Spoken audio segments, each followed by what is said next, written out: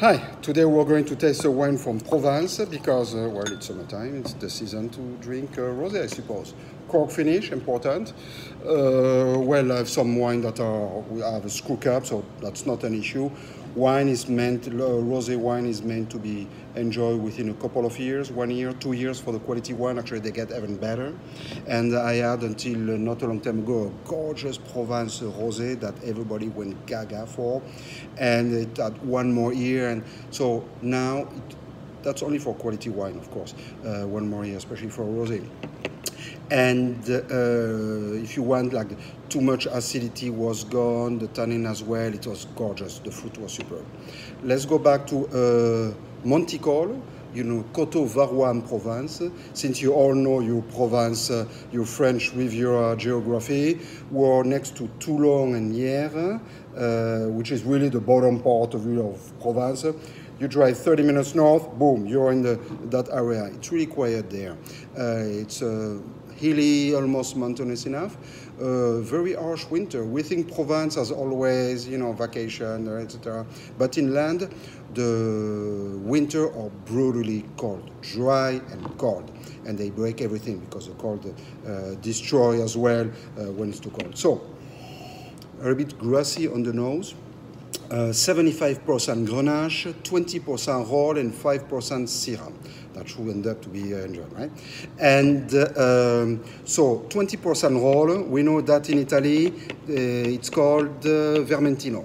So Provence rosé are really a blend of red and white wine, while you have the Saignée, the rosé de Saignée, that are meant to be actually red, but they harvest them a bit earlier. They squeeze the juice before the skin contact, so you make rosé wine. No, that's a classic Provençal style, and that's what made rosé famous.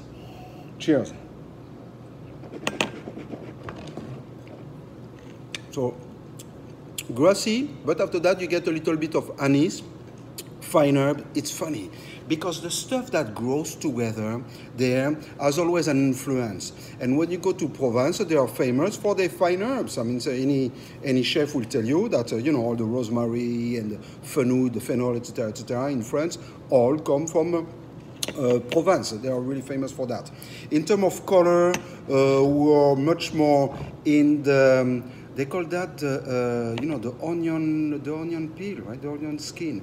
That's kind of the color they like in their Provence rosé. They want it a bit light.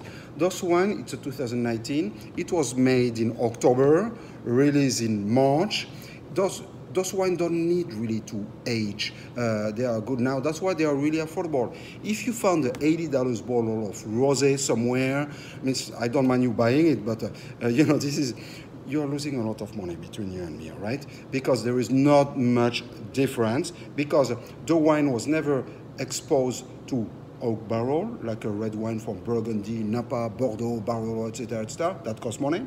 Age, they are not like, you know, Barolo now, right now, the Brunello de Montalcino, for example. Let's go to Tuscany. Those are 2014, 6 years old. You had to pay for that, for the aging, etc. 6 months, it's sold. The winery make their money. They don't need to borrow money, etc. So that's why rosé don't need to be super expensive. Again, the grassiness, but a little bit of, beside the anise now, a little bit of white peach tone, which is something that you usually found in Provençal rosé. Really refreshing. Acidity. I'm salivating, poof. And I love that. And that's really, those guys are really the people who make that. So, Domaine de Monticoles, Vin de Provence 2019. It's a vin bio, that means biodynamic, organic, etc. No fertilizer, no chemical, etc. And when you go there, say, there is no industry, etc. This is really nature at its best. So again, Monticoles from Provence. I hope you pick up a few bottles and enjoy some soon. Bye-bye.